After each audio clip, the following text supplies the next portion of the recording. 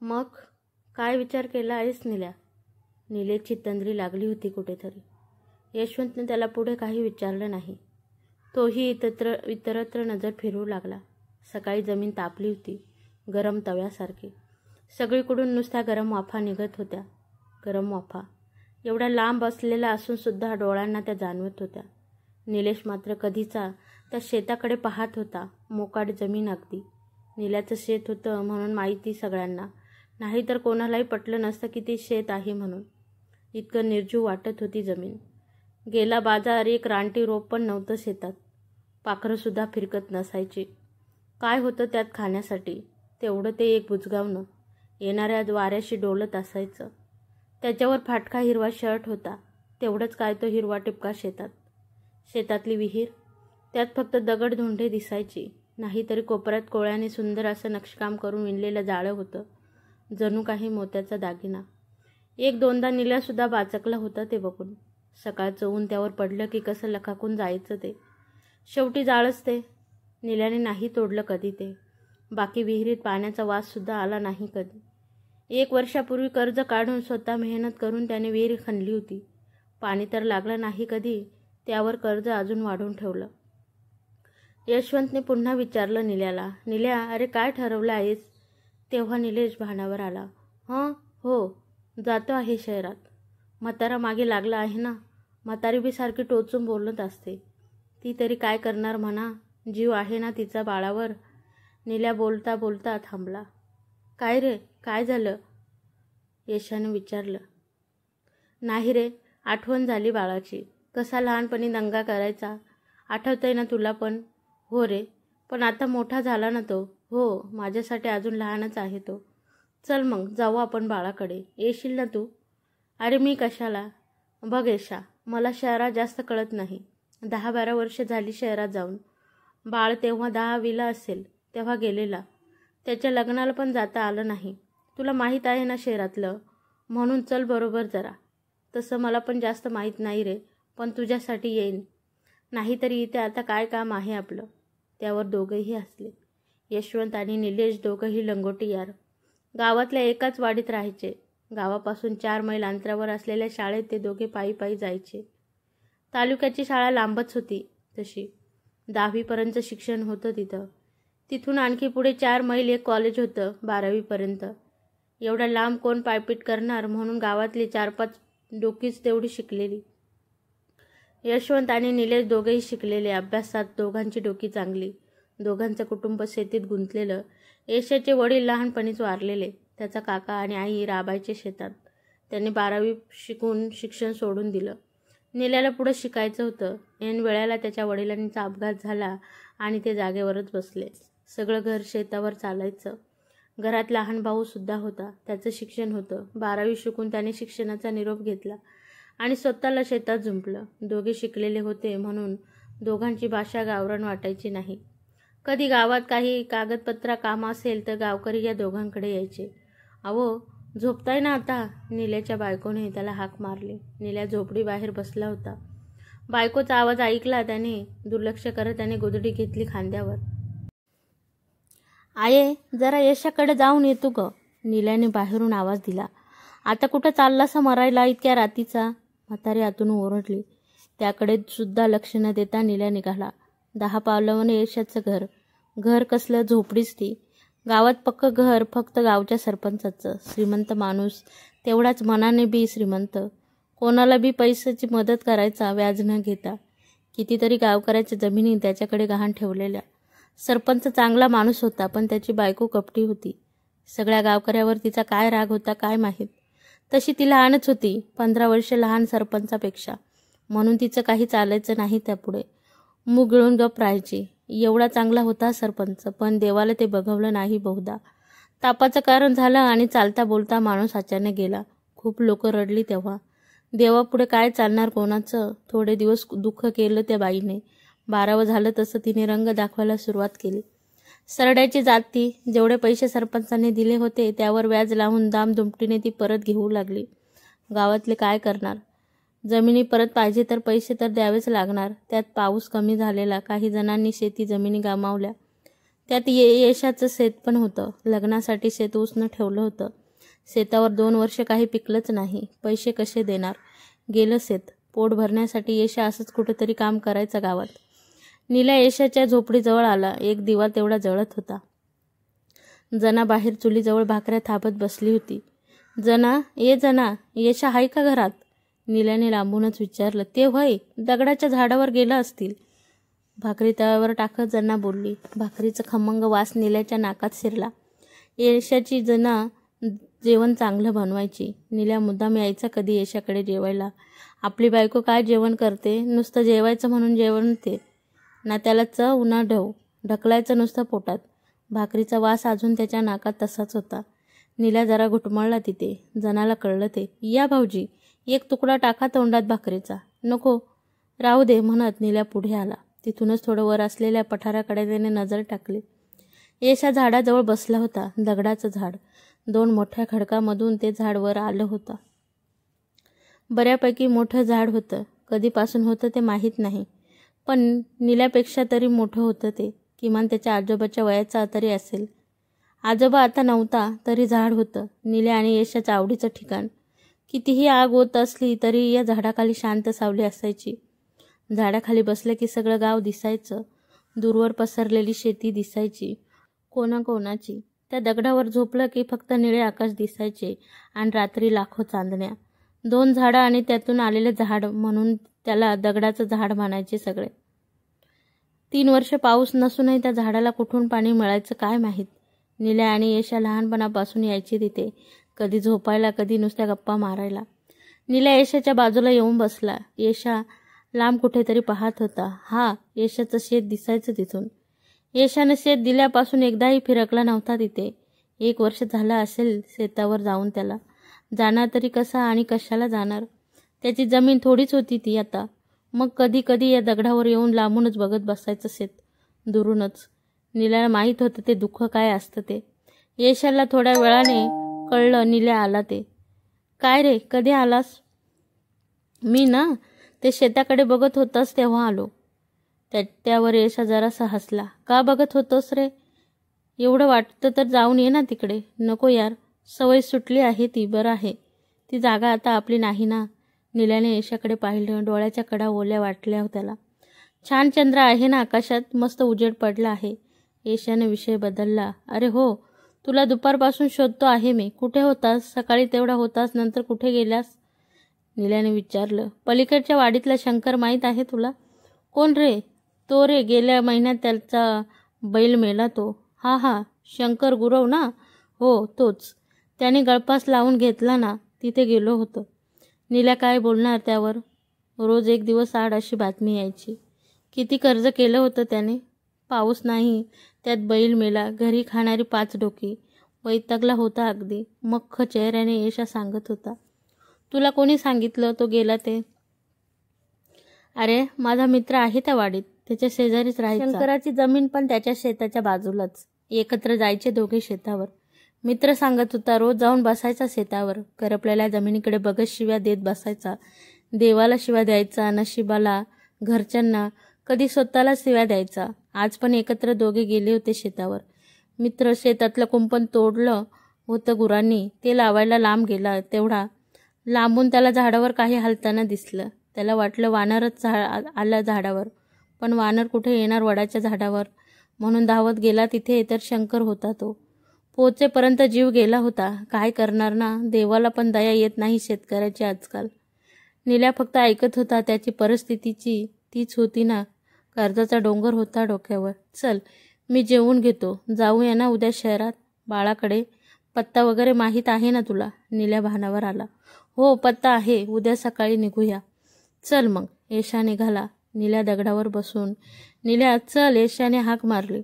नाही तुझा, मी झोपतो आहे इथेच. यशा निघून गेला. नील्याने गोधडी पसरली. अंग टाकलं त्याने खाली. वर आभाळात पसरलेल्या चांदण्याकडे बघत राहिला आणि विचारात गढून गेला. 12वी शिक्षण झालं होतं. अजून पुढे शिकलो असतो तर शहरात चांगली नोकरी भेटली असती. पण वडिलांमुळे शेतात काम करायला लागलं. चांगली 5 एकर जमीन होती. वडिलांना अपघात झाल्यामुळे त्यांना शेतीची कामं जमत नव्हती. निलेशला नाईलाजास्तव शेतीत उतरावं लागलं. त्यावेळी उत्पन्न बऱ्यापैकी असायचं शेतीतून. निलेश शेती करायला लागल्यापासून जरा चांगलं उत्पन्न यायला लागलं होतं. यशवंतसुद्धा शेती करायचा ना. दोघे एकमेकांना मदत करायचे. छान दिवस जात होते.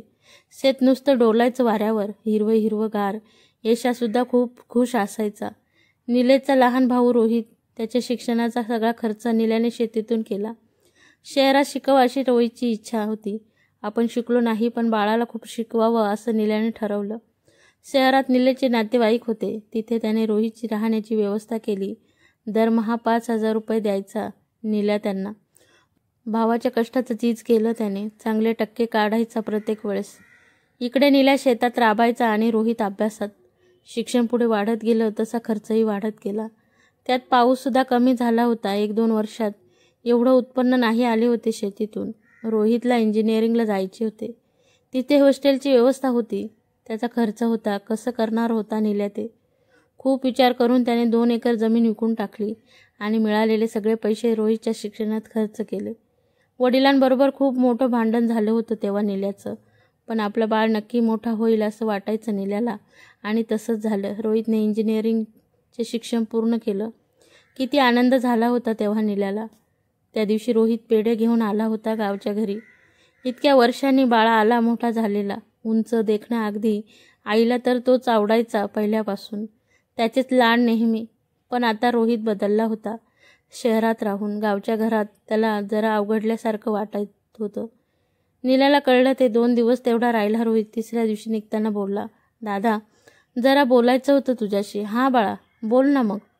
इकडे नको, चल मी निघतो आहे आता. स्टँड बोलू. निल्याला काही कळलं नाही. एसटी स्टँड आले तसा त्याने लगेच विषय सुरू केला. दादा, आता मला गावात राहणं नाही जमणार. शहरात नोकरी मिळेल, गावात राहून काही होणार नाही. मग राहता येणार नाही. मला एखादी रूम घेऊन देतोस का शहरात? निल्या चाट पडला. बाळा, तू बघतोस ना काय परिस्थिती आहे इकडे. शेतात पीक उभं आहे. त्यातून किती पैसे मिळतील माहीत नाही.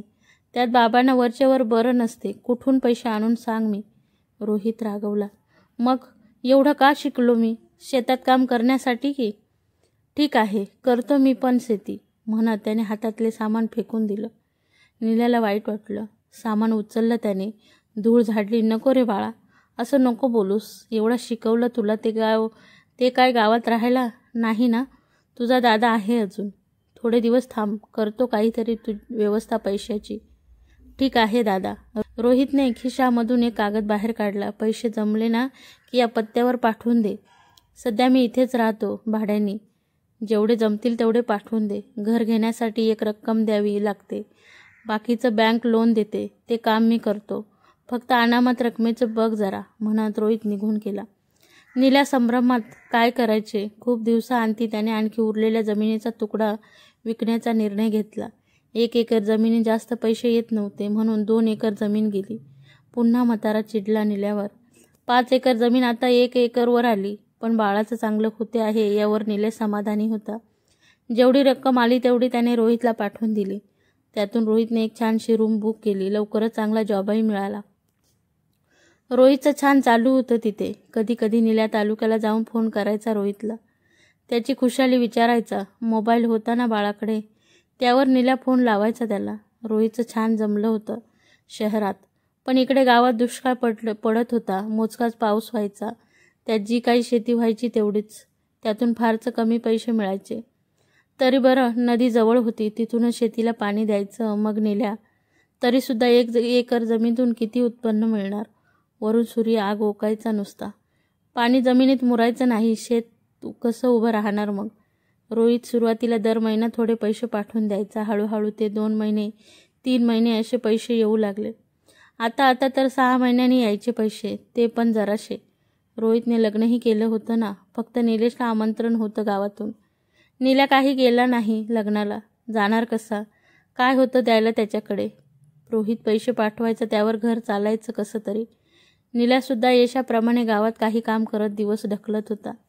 पाऊस झाला की थोडी पेरणी करायचा, नाही तर नदीचं पाणी होतंच. पण गेली 3 वर्ष पावसाचा एक थेंब पडला नाही जमिनीवर. शेतीवर पोट असणाऱ्याचे तर हाल झाले. किती शेतकऱ्यांनी कर्ज काढून शेती केली होती. सगळी जळून गेली, नदी आटून गेली. शेतीला पाणी कुठून येणार? कर्जबाजारी शेतकरी आत्महत्या करू लागले. एकामागोमाग एक. घरच्यांचे हाल कसे बघवणार कोणाला? जणू देव रुसला होता माणसावर. 3 वर्षात एकदाही पाऊस नाही.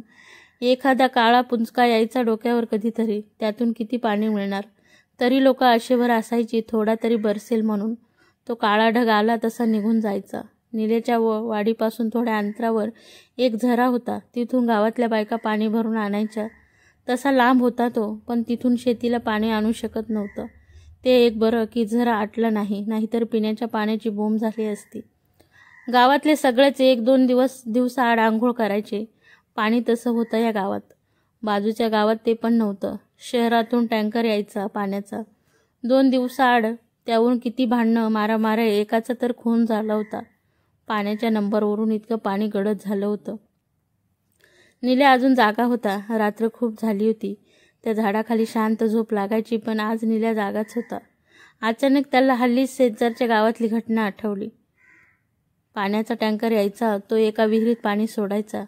रिकामीच विहीर ती, त्यात खाली माती असायची. पाणी जोराने पडायचं, सगळं पाणी गढूळ व्हायचं. पिणार कसं ते? तरी लोक ते लाल मातकट पाणी भरून भरून घेऊन यायचे. पुन्हा 2 दिवसांनी टँकर यायचा. मग लोकांनी कल्पना लढवली. हांडा किंवा कळशीला दोरी बांधलेली असायची, तर तसंच पाणी वरचेवर भरून घ्यायचे. सगळे तसंच करू लागले. मग टँकरने पाईप विहिरीत सोडला की सगळेच त्या पाईपच्या खाली हांडा कळशी भरून घेऊ लागले.